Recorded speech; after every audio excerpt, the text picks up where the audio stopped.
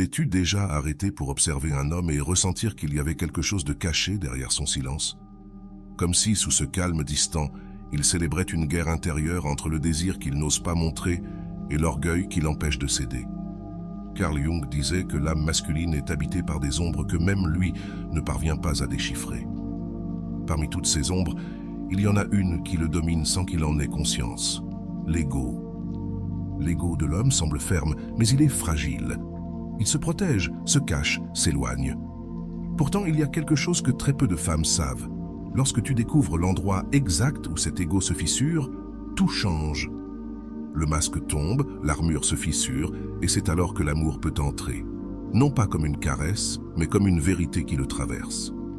Il ne s'agit pas de blesser pour nuire, mais de toucher avec sagesse ce centre caché où il a enterré ses émotions les plus profondes.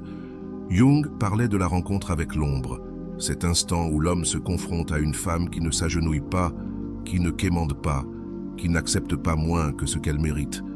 Une femme qui ne cherche pas à s'intégrer, mais qui s'impose simplement par sa présence. C'est dans ce contraste entre contrôle et fascination que commence la véritable transformation. Parce que lorsque l'ego se brise, il ne reste plus d'autre option que de regarder à l'intérieur et de se voir comme la figure qui l'a déstabilisé, et en même temps lui a montré ce que c'est que d'aimer véritablement. Il existe des regards qui ne se comprennent pas avec des mots. Ce sont ceux qui, lorsqu'ils se croisent, te font sentir qu'il y a bien plus sous la surface. Des regards qui cachent des secrets, des douleurs anciennes, des émotions réprimées. As-tu déjà ressenti qu'il y a un univers en conflit derrière le silence d'un homme? Comme si sa froideur n'était pas de l'indifférence, mais un effort désespéré pour contenir quelque chose qu'il ne sait plus comment nommer. Carl Jung parlait de l'existence d'un inconscient masculin, rempli d'ombres, d'archétypes et de symboles non résolus qui influencent ses actions sans qu'il en ait conscience. Et l'une de ces ombres les plus puissantes est l'ego. Cet ego ne se montre pas comme une faiblesse mais comme une force. Il ne crie pas son insécurité, il la dissimule avec de la distance. C'est un bouclier, une armure invisible qui le protège de ce qu'il craint le plus, être vulnérable. Avant d'aller loin, je te serais reconnaissant si tu mets un j'aime à la vidéo. Cela m'aiderait à continuer de diffuser cette philosophie. Si tu n'es pas encore abonné, je te recommande de t'abonner et d'activer la cloche pour ne manquer aucune vidéo. L'ego masculin ne se manifeste pas toujours par de l'arrogance. Parfois, il se montre dans de petits gestes, dans le manque de réponse, dans le silence soudain, dans cette attitude de celui qui semble tout avoir sous contrôle. Mais ce n'est pas du contrôle, c'est de la peur. La peur de se sentir exposé. La peur que quelqu'un voie ce qu'il ne veut même pas accepter lui-même.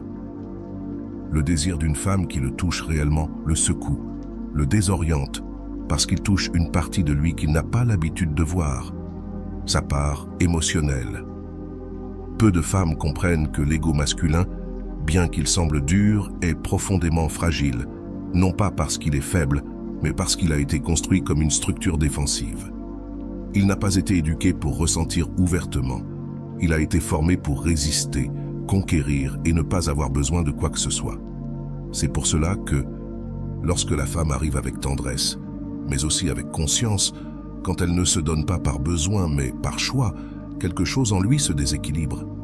Il ne s'agit pas de manipulation ni de châtiment émotionnel, mais de comprendre la nature psychique de l'homme. Jung disait que l'âme cherche à se compléter à travers l'autre, et souvent, l'homme projette sur la femme la figure qui pourrait soit racheter son ombre, soit l'affronter.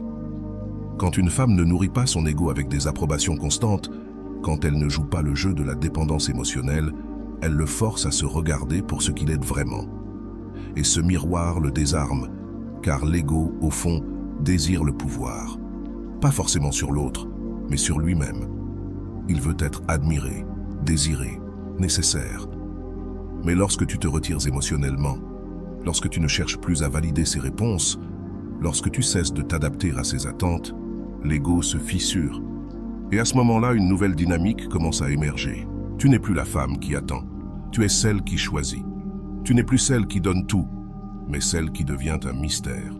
Ce mystère n'est pas un jeu, c'est le résultat d'une femme qui se connaît, qui sait ce qu'elle vaut et qui n'accepte pas des miettes déguisées en affection. Et pour un homme habitué à contrôler le récit, à se sentir toujours maître de la situation, cette femme représente une révolution intérieure. Parce qu'il ne peut pas la posséder, il ne peut pas la anticiper. Et cela le consume. Au moment où tu te retires avec élégance, sans reproche, sans scandale, sans besoin d'explication, quelque chose dans son inconscient se réactive. Car l'absence d'une femme consciente n'est pas un vide, c'est une présence psychique, c'est une empreinte qui reste, une vibration qui résonne encore, même lorsque tu n'es plus près de lui. Et cette empreinte ne disparaît pas facilement. Au contraire, elle devient un écho constant qui l'accompagne, même s'il tente de l'ignorer. Jung affirmait que ce qui échappe à notre compréhension rationnelle devient symbole. Et lorsqu'une femme devient un symbole, elle n'est plus seulement une personne. Elle devient une expérience intérieure, un appel de l'âme, un reflet de tout ce qu'il n'a pas voulu affronter. C'est pourquoi cela fait mal. Ce n'est pas que tu lui manques seulement à lui. Il lui manque la version de lui-même qu'il n'a pu voir qu'en étant avec toi. La douleur qu'il ressent n'est pas à cause de ton absence physique, mais parce que le contrôle qu'il croyait avoir s'est rompu. Parce que tu n'as pas été une femme de plus. Tu as été celle qui a défié son ego au point exact où cela faisait le plus mal. Et ce genre de rencontre ne s'oublie pas. Il peut continuer sa vie, essayer d'autres relations, construire de nouveaux liens, mais quelque chose en lui a changé. Parce qu'une fois qu'il se confronte à la femme qui ne le nécessite pas, mais qui le choisit en pleine conscience, il ne peut plus se contenter de moins. Dans cet espace où l'ego régnait auparavant, maintenant, il y a une fissure, une plaie silencieuse qui ne cicatrise pas avec de l'orgueil, mais qui s'ouvre avec des questions. Pourquoi elle n'a pas insisté? Pourquoi elle ne m'a pas attendu? Comment est-il possible que quelqu'un qui m'a aimé soit simplement parti? La réponse ne se trouve pas dans la logique, mais dans l'âme. L'ego masculin ne supporte pas le vide. Il est conçu pour le remplir avec de l'admiration, du contrôle, des certitudes. Mais lorsque la femme cesse de se donner inconditionnellement, quand elle choisit de s'éloigner plutôt que de quémander, quand elle devient un mystère au lieu d'une certitude, ce vide cesse d'être une menace et devient une obsession. Et le plus paradoxal, c'est qu'il ne s'en rend pas compte immédiatement. Au début, il se convainc que cela ne l'affecte pas. Il continue sa routine, ignore ses pulsions, se persuade qu'il a le contrôle. Mais au niveau inconscient, quelque chose commence à bouger. Car l'énergie d'une femme qui part en silence mais avec fermeté ne disparaît pas. Elle reste sous forme de symbole. Et comme Jung l'expliquait si bien, les symboles ont plus de pouvoir sur nous que n'importe quel mot. Dans ce symbolisme, tu deviens bien plus qu'une femme. Tu deviens un écho qui le poursuit. Tes gestes, tes paroles, ta présence absente, chaque détail qu'il ignorait avant résonne désormais avec force. Ce message auquel tu n'as pas répondu, ce sourire qu'il n'a pas apprécié, ce regard qui, maintenant, regrette tout. Il prend un tout autre sens. Tu n'es plus simplement une personne. Tu es une idée que son inconscient ne peut pas lâcher. Et cette idée se transforme. Tu cesses d'être elle, et tu deviens celle qui n'est pas revenue, celle qui n'a pas supplié, celle qui n'a pas cherché de réponse, celle qui n'a pas réagi comme il l'attendait. Mais c'est cette imprévisibilité qui le désarme, car l'ego ne sait pas comment gérer ce qu'il ne peut pas contrôler. Et tu n'es plus dans son scénario émotionnel. Dans cette incertitude naît la fascination. Pas parce que tu étais parfaite, mais parce que tu étais différente. Parce que pendant que beaucoup essaient d'être mémorables, toi, tu as tout simplement disparu. Et dans ce silence, tu lui as montré la valeur de ta présence. L'ego masculin commence alors à construire des ponts émotionnels qui le ramènent vers toi, mais plus depuis le désir de posséder, plutôt depuis la nécessité de comprendre qui tu étais vraiment, pourquoi il ne l'a pas vu avant, quelle partie de son ego a refusé d'accepter ta valeur quand tu étais proche. Les réponses ne se trouvent pas à l'extérieur, elles sont dans son propre processus psychique. Parce que ce que tu as provoqué n'a pas été seulement de la douleur, c'était une rupture symbolique. Tu lui as montré la limite de son pouvoir et tu l'as fait sans crier, sans accuser, sans exiger. Tu lui as montré que tu n'as pas besoin d'être là pour qu'il te ressente. Et c'est ça la forme de présence la plus puissante, celle qui persiste en l'absence, celle qui ne s'efface pas, car elle a laissé une marque émotionnelle profonde. Comme le disait Jung, l'inconscient cherche à se compléter à travers l'autre, et quand cet autre représente une confrontation émotionnelle, l'esprit ne le laisse pas partir, parce qu'il sait qu'il s'est passé quelque chose de réel. quelque chose qui a touché des cordes sensibles qui n'avaient jamais été exposées. Tu as activé une crise, mais pas n'importe quelle crise, une crise d'identité, car tu n'es plus la femme qu'il idéalisait, tu es la femme qu'il a désarmée. Et l'ego, ne trouvant pas de réponse, commence à créer des fantasmes. Il t'imagine avec quelqu'un d'autre, il te compare à d'autres, il revit des moments et les interprète avec une nouvelle émotion, la perte, mais une perte qu'il ne comprend pas, qu'il ne peut justifier. Et c'est ça qui fait le plus mal. Parce que lorsque l'ego masculin perd le contrôle émotionnel, il n'y a plus de masques à maintenir. La vérité nue apparaît. Il ne t'a pas oublié, il ne le peut pas. Et pas parce qu'il t'aime encore, cela viendra plus tard, mais parce que son inconscient t'a placé dans l'endroit le plus profond, celui de la blessure qui ne se ferme pas. Et cette blessure n'est pas un châtiment, c'est une révélation car à travers elle, il commence à voir des choses qu'il ne pouvait pas voir avant.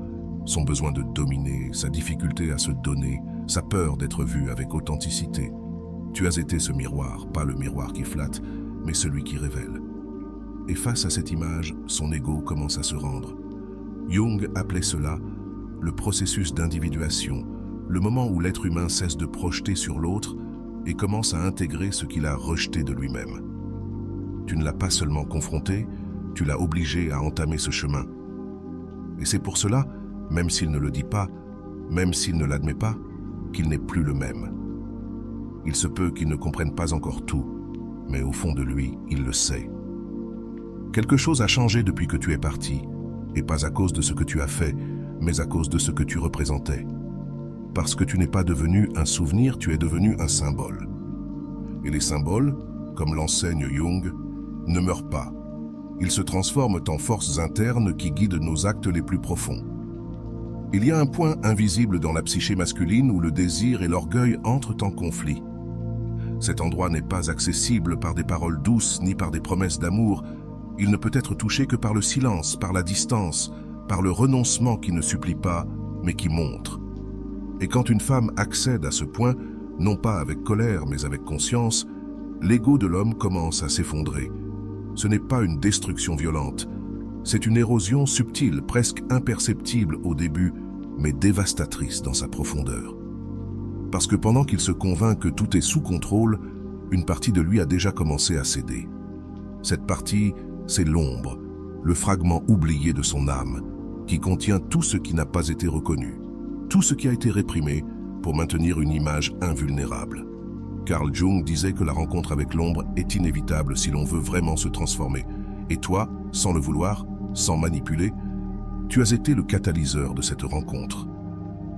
Parce que tu n'as pas réagi comme les autres. Tu n'as pas joué le rôle de celle qui attend une miette d'attention. Tu ne t'es pas perdu à essayer de plaire. Tu as simplement été toi-même. Et dans cette authenticité, tu as désarmé l'ego qui avait besoin que tu sois prévisible. La femme qui s'éloigne sans faire de drame, mais avec dignité. Cela émet un message silencieux et brutal. Je n'ai pas besoin de toi pour me sentir supérieur. Et ce message active une blessure interne que de nombreux hommes ont tenté de cacher pendant des années. Une blessure qui crie « Je ne suis pas assez si on ne m'admire pas ». Là, dans ce vide, commence le véritable effondrement. Il commence à se poser des questions qu'il n'avait jamais envisagées. Pourquoi elle ne m'a pas poursuivi? Pourquoi elle ne m'a rien réclamé? Pourquoi est-elle partie sans dire au revoir, comme si elle n'avait pas besoin de fermeture? Et c'est dans cette absence sans explication que l'ego commence à perdre son pouvoir, parce que le silence n'est pas seulement l'absence de mots, c'est une présence psychique. Et toi, en te taisant, tu l'as obligé à s'écouter. Et quand un homme s'écoute lui-même, sans l'interférence de l'ego, ce qu'il entend ne lui plaît pas toujours. Il entend ses insécurités, ses peurs, ses contradictions. Il commence à reconnaître que ce qu'il pensait contrôler, c'est en réalité lui qui en était dominé.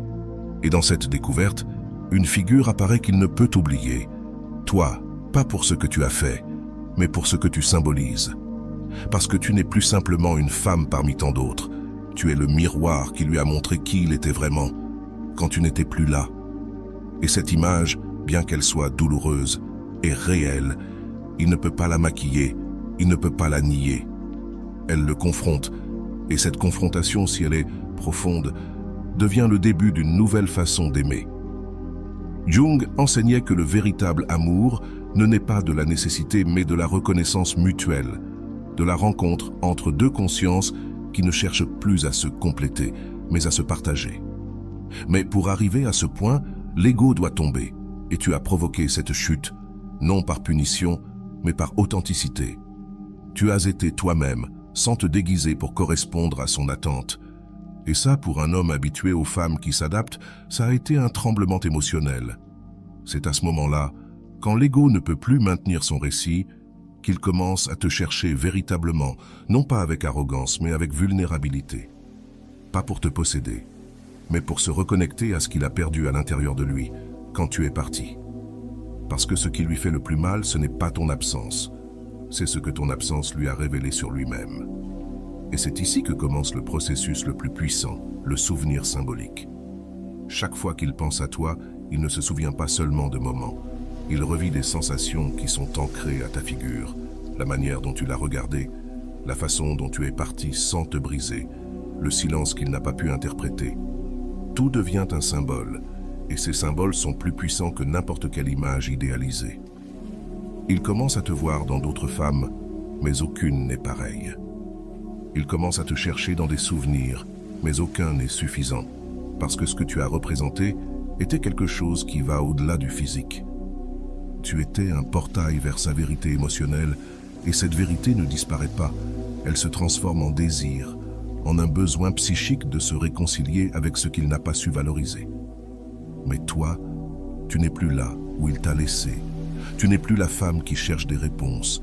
Maintenant, tu es la clarté sur ce que tu mérites, sur ce que tu n'es pas prête à tolérer, sur ce que tu ne permettras plus jamais. Et cette clarté, c'est ce qui le déstabilise, parce qu'il ne sait plus comment s'approcher. Son langage émotionnel, basé auparavant sur le contrôle, ne fonctionne plus. Et ce qui lui reste, c'est une seule chose, se rendre à ce qu'il ressent, accepter qu'il n'a plus de pouvoir sur toi, reconnaître qu'il t'a sous-estimé. Mais cette reddition n'est pas une humiliation, c'est humanité, car quand un homme se rend véritablement, il ne le fait pas depuis l'ego, mais depuis l'âme. Et toi, sans le prévoir, tu l'as conduit à ce point, parce que tu as été le miroir, tu as été le gouffre, tu as été le centre. Et ce genre de femme ne s'oublie pas parce qu'elle est inaccessible, mais parce qu'elle a montré ce que beaucoup cachent. Le courage de partir quand l'amour-propre l'exige, le courage de ne pas rester à attendre un changement qui ne vient pas, mettre un point final à une histoire sans avoir besoin de clore le chapitre. Ce genre de clôture n'a pas besoin de mots, car l'âme comprend ce que l'esprit refuse. Quand quelqu'un qui t'aime part sans faire de bruit, c'est parce qu'il a déjà crié, en silence, et dans ce silence, il a laissé une marque qui ne disparaît pas. Il a laissé une absence qui se transforme en une présence émotionnelle constante. Tu as été cette marque. Tu as été cette fissure qui a brisé la façade de sécurité d'un homme qui ne savait pas encore à quel point il avait besoin de tomber pour commencer à aimer véritablement. Et c'est pour cela que, même s'il ne le dit pas, même s'il le cache, tu restes à l'intérieur. Pas comme une blessure qui saigne, mais comme un signe. Un signe qu'avant de véritablement t'aimer, il faut d'abord perdre le contrôle. Il y a un moment dans le voyage intérieur d'un homme où tout s'effondre. Pas à cause d'une tragédie extérieure, ni à cause d'une trahison, mais à cause de quelque chose de bien plus subtil et dévastateur. L'absence d'une femme qui l'a vu avec profondeur et a décidé de partir. Cette femme qui n'a pas crié, qui n'a pas imploré, qui n'a pas cherché la revanche, elle est simplement partie. Et en partant, elle a laissé derrière elle quelque chose de plus que du silence. Elle a laissé un vide que l'ego ne sait pas comment combler. Carl Jung disait que tout ce qui n'est pas intégré dans la conscience revient comme un destin, et toi, avec ton départ conscient, tu l'as poussé vers ce destin. Tu l'as obligé à affronter la partie de lui-même qu'il avait toujours évitée. Parce que pendant que tu étais là, présente, engagée, aimante, il croyait avoir le contrôle. Il croyait que ton affection était une garantie, que ta présence était permanente. Mais quand tu as cessé d'être là, ce n'était pas seulement ton corps qui s'éloignait, c'était aussi l'illusion de sécurité qu'il projetait sur toi. À cet instant, la véritable transformation a commencé. Ce n'était plus seulement une femme qu'il avait aimée, tu es devenue la manifestation vivante de ce qu'il avait perdu en ne sachant pas préserver. Parce que l'ego masculin ne craint pas le rejet autant qu'il craint de ne pas avoir été assez. Et toi, sans le dire, sans le pointer, tu lui as montré cette insuffisance. Tu lui as appris, par ton départ, que l'amour ne se retient pas par le contrôle, ni ne se protège par la froideur. Et là, juste à ce moment-là, tu as cessé d'être un souvenir pour devenir un symbole. Un symbole qu'on ne peut pas ignorer, car il parle directement à l'inconscient. Il ne peut plus te voir sans ressentir. Il ne peut plus penser à toi sans se confronter à sa version la plus vulnérable. Parce que tu as été la femme qui l'a désarmé sans le toucher, qui l'a dépouillé sans mots, qui l'a confronté sans violence. Et cette façon d'aimer est si intense, si perturbante, qu'elle reste gravée comme une cicatrice sacrée. Non, cette cicatrice n'est pas une blessure qui se guérit avec le temps, ni une marque qui lui rappelle ce qu'il avait et qu'il n'a pas su préserver. Ce qu'il a ressenti, mais n'a pas osé exprimer. Ce qu'il a perdu et qui fait maintenant partie de son histoire. Parce que lorsqu'une femme touche l'âme d'un homme sans lui voler sa liberté, mais en lui montrant la valeur de sa présence, elle ne laisse pas juste un vide quelconque, elle laisse une absence qui parle. Cette absence commence à le guider, car le désir change. Ce n'est plus un désir physique, il ne veut plus simplement t'avoir, il veut te comprendre, il veut t'écouter, il veut se faire valoir à travers tes yeux. Mais ce n'est plus aussi simple, car toi, dans ce processus, tu as aussi changé. Tu n'es plus la femme qui avait besoin d'être choisie, tu es la femme qui se choisit elle-même. Et cette décision intérieure est ce qui transforme tout. Tu n'es plus disponible comme avant, pas par orgueil, mais par clarté. Tu as compris que l'amour véritable ne se construit pas à partir de la dépendance, mais à partir de la rencontre entre deux êtres complets. Et en te reconstruisant depuis ton centre, tu as montré le plus grand acte d'amour-propre. Ne pas attendre celui qui ne sait pas regarder avec l'âme. Lui, maintenant, se sent divisé entre l'orgueil qui le retient et le désir qui le pousse, entre la peur d'être rejeté et le besoin de revenir. Mais il ne sait plus si c'est possible, parce que tu ne réagis plus. Tu ne réponds plus depuis la blessure, tu as transformé la douleur en pouvoir. Et ce pouvoir n'est pas de la vengeance, c'est de la conscience. Jung appelait ce processus la tension des opposés. Le moment où deux forces internes le tirent dans des directions opposées. Et dans cette tension, quelque chose de nouveau naît. La possibilité de s'intégrer, d'évoluer, de devenir un homme véritable. Pas celui qui conquiert pour se sentir fort, mais celui qui se donne pour pouvoir aimer. Et c'est là que l'amour cesse d'être une stratégie et devient une reddition. Parce qu'il ne veut plus te dominer. Il veut être digne de ton attention. Mais il n'y a plus de place pour les jeux, pour les promesses vides, pour les efforts tièdes. La femme que tu es maintenant ne se laisse plus tromper par des gestes superficiels. Tu as besoin de présence réelle, de conscience, de maturité émotionnelle. Et il le sait, c'est pour cela que, s'il revient, et qu'il le fera probablement, il ne reviendra pas de la même manière. Il reviendra en silence, pas avec des phrases préécrites, mais avec des gestes qui parlent de transformation. Peut-être ne saura-t-il pas comment le dire, mais tu le verras dans ses yeux. La humilité naît d'avoir été touché par quelque chose qu'il n'a pas compris avant qu'il ne soit trop tard. La révérence de celui qui a compris que toutes les femmes ne sont pas égales, que certaines viennent pour accompagner et d'autres pour désarmer et reconstruire à partir des ruines. Et toi, tu as été celle-là. Tu as été la fissure dans son armure, la présence qui l'a obligé à regarder à l'intérieur. Tu as été le point de bascule, pas l'histoire qui se répète, mais celle qui marque un avant et un après. Parce que tu n'as pas été modelé par son désir. Tu as été celle qui a défié ses projections, celle qui a refusé de jouer le rôle de complément à son ego. Maintenant, il porte cette mémoire sur ses épaules. Et peu importe combien de temps passe, ni combien de personnes il rencontre, parce que toi, tu ne t'en vas pas. Tu restes dans ses pensées, dans ses nuits d'insomnie, dans les moments où il se confronte à ce qu'il a perdu. Pas parce que tu t'accroches, mais parce que tu es devenu un symbole. Le symbole de tout ce qu'il a réellement désiré, mais qu'il n'a pas su préserver. Et ce symbole brûle. Il brûle parce qu'il est vrai. Parce que tu n'as pas été une illusion, tu as été une réalité. Une réalité qui n'est plus là, mais qui reste vivante dans la partie la plus profonde de son inconscient. Et cela, pour l'ego masculin, c'est intolérable et en même temps irrésistible. parce qu'il existe un amour qui ne naît pas du contact, mais de la perte. Qui ne fleurit pas dans la sécurité, mais dans l'incertitude. Qui ne cherche pas à avoir, mais à comprendre. Et cet amour, lorsqu'il naît de la chute de l'ego, ne repose plus sur le contrôle. Il se maintient par l'admiration, la reddition et le respect. Tu n'as pas gagné, en partant tu t'es libéré. Et en faisant cela sans le savoir, tu l'as aussi libéré, lui. Parce que tu l'as obligé à regarder exactement là où ça fait le plus mal, au centre de son ego. Et à partir de là, s'il a le courage, il pourra commencer à se reconstruire. Pas pour toi, mais pour lui-même. Mais toi, quoi qu'il se passe, tu as déjà accompli ton but. Tu as montré que l'amour n'est pas un sacrifice, il est un réveil. Être là n'est pas s'accrocher, c'est choisir. Et parfois, le plus grand acte d'amour est de s'éloigner pour que l'autre puisse se retrouver.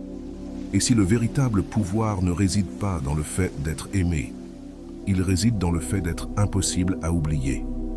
Et voilà, j'espère que vous avez trouvé beaucoup de valeur dans cette vidéo. Merci d'être resté jusqu'à la fin de cette vidéo, j'adore quand vous faites ça. Si vous voulez une autre vidéo sur ce sujet, écrivez en commentaire « J'en veux encore plus ». J'espère vous revoir dans une autre vidéo. Merci pour ton temps, prends soin de toi et à bientôt.